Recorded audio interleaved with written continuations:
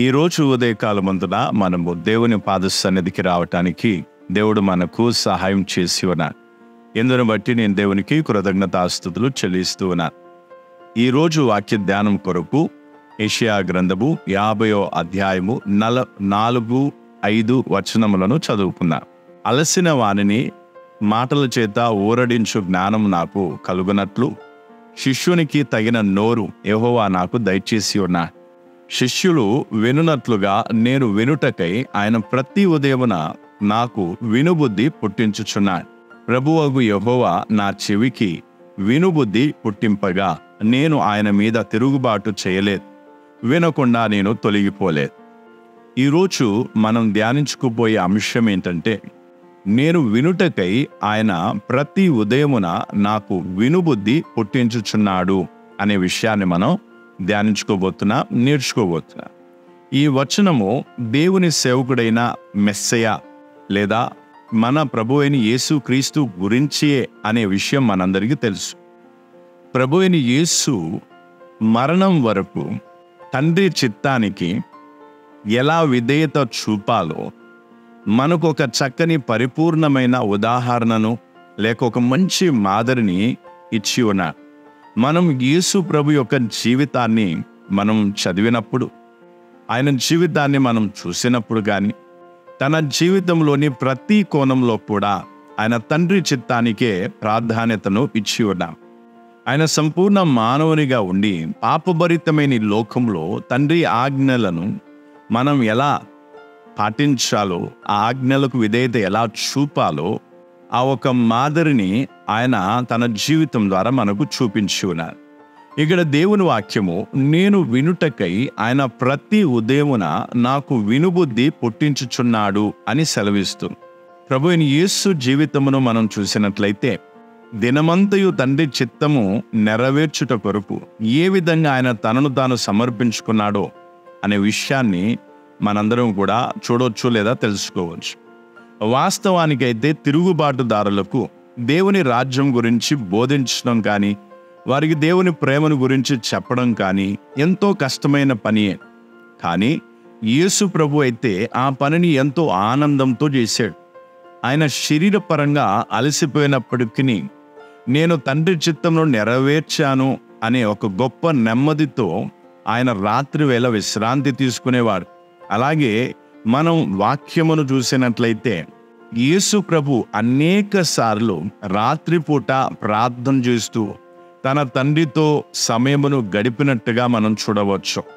తండ్రి యొక్క నడిపింపును తెలుసుకొని మరియు ఇది తండ్రి చిత్తమే అని గ్రహించి తండ్రి చిత్తమును నెరవేర్చుటకు ఈ విధంగా ప్రార్థించేవాడు. మనం తండ్రితో ఒంటరిగా కూర్చొని ప్రార్థన చేసే సమయం ఎంత ప్రాముఖ్యమైనదో అనే విషయాన్ని యేసు ప్రభు బోధించాడు లేదా నేర్పించాడు. అయితే ఆయన ఉదయం లేవగానే పని భారంతో అలసిపోయినట్టుగా కానీ, ఇబ్బంది పడినట్టుగా కానీ, కలవరంతో ఉన్నట్టుగా కానీ కనిపించేవాడు కాదు. కానీ ఆయన ఒంటరిగా తండ్రితో గడిపిన సమయములో ఆయన పొందుకున్న ఆ ఆనందం ఆయన ముఖంలో కనిపించేది. అలాగే ఆయన ఆ ఆనందాన్ని తన శిష్యులతో కూడా పంచుకునేవాడు. తండ్రి స్వరం విని ఉదయాన్నే నిద్రలేచేవాడు. అయితే యేసుక్రీస్తు దినమంతయు ఏ విధంగా నడుచుకునవలనో తండ్రి ఆయనను ప్రేరేపించి నడిపించేవాడు. అయితే యేసు ప్రభు తండ్రి చిత్తమును నెరవేర్చాలి అనే ఈ ఒక్క విషయంపై మాత్రమే శ్రద్ధ వహించేవాడు.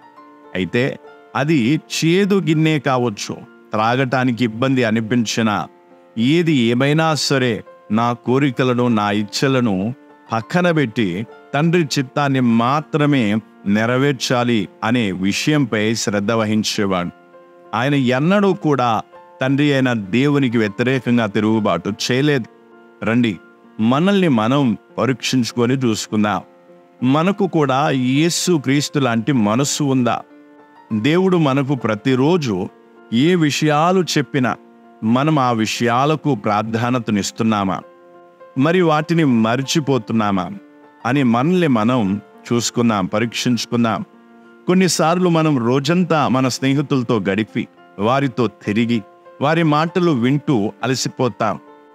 ఇక ఉదయాన్నే మనల్ని నిద్ర లేపిన లేక మేలుకొలిపిన దేవుని స్వరాన్ని మనం గుర్తించలేకపోతాం. అందుకే మనం గమనించాల్సిన విషయం ఏమిటంటే, రాత్రివేళ ఎంతో మంది కళ్ళు మూసుకొని నిద్రపోతారు, కానీ వారు ఉదయమున కళ్ళు తెరవలేదు. ఇక తెరవలేని పరిస్థితి. ఎందుకంటే ఈ లోకాన్ని విడిచి వెళ్ళిపోయారు, అనగా వారు చనిపోయారు. కానీ దేవుడు మనల్ని అయితే ఉదయాన్నే నిద్ర నుండి మేలుకొలిపి ఉన్నాడు.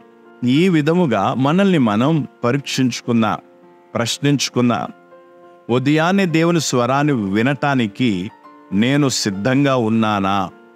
ఈరోజు దేవుని చిత్తమును తెలుసుకునే మనస్సు నాకుందా?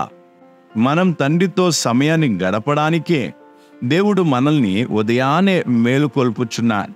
అందువల్ల ఆయన మనల్ని సరైన విధంగా నడిపించును గనుక ఈ విషయాలలో దేవుణ్ణి ఎక్కడైనా దుఃఖపరిచామా అని చూసుకొని మన పొరపాటులను దేవుని వద్ద ఒప్పుకొని మనల్ని దేవుని చేతికి సమర్పించుకుందాం. ప్రభు ఎన్నో మార్లు నేను నీ స్వరమును తృణీకరించాను గనుక ఈ నూతన దినమున నేను నీ స్వరమును వినున్నట్లు నా చెవులను తెరువుమని ప్రార్థన చేద్దాం. రండి, ఈ రోజుల్లో దేవుని సన్నిధిలో సమయాన్ని గడుపుదాం. ఆయన ఆజ్ఞలను స్వీకరిద్దాం, ఆయన ఆజ్ఞలను అనుసరిద్దాం, దేవునిలో బలపడదాం. ఎంతటి మూల్యం చెల్లించవలసి వచ్చినా సరే దేవుని చిత్తము నుండి వెనుకకు తిరగకుండా ఉండునట్లు మనందరికీ దేవుడు సహాయం చేయునుగాక. రండి, మనం ప్రార్థన చేసుకుందాం. కృపా కనికరము గల మా తండ్రి, ఈ ఉదయకాలపు సమయం కొరకై మేము నీకు కృతజ్ఞతాస్తుతులు చెల్లిస్తూ ఉన్నా. నీవు మమ్మల్ని మేలుకొలిపిన ప్రభువా, ఈ రోజు కొరకు నీవు ఒక ప్రణాళికను కలిగి ఉన్న ఈ లోకమంతయు తమ కోరికల వెంట తమ ఇచ్చల వెంట పరుగెత్తుచుండగా ఈరోజు మేము నీకు ఇష్టమైన జీవితాన్ని జీవించుటకు మాకు సహాయం చేయం. మా ఇష్టమును కాకుండా మా జీవితంలో నీ చిత్తమును నెరవేర్చబడనిమ్ము తండ్రి. మేము నీ చిత్తాన్ని గ్రహించి ఆనందంతో సంతోషంతో నెరవేర్చినట్లు మాలో ప్రతి ఒక్కరికి బుద్ధి జ్ఞానమును అనుగ్రహించుము.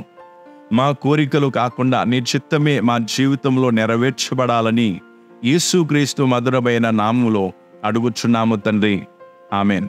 మన ప్రభు అతి త్వరలో రానే ఉన్నాడు గనుక ఈరోజు దేవుడు మనకు అనుగ్రహించిన మరొక ఈ దినమున ఆయన చిత్తము కొరకు మనం జీవిద్దాం.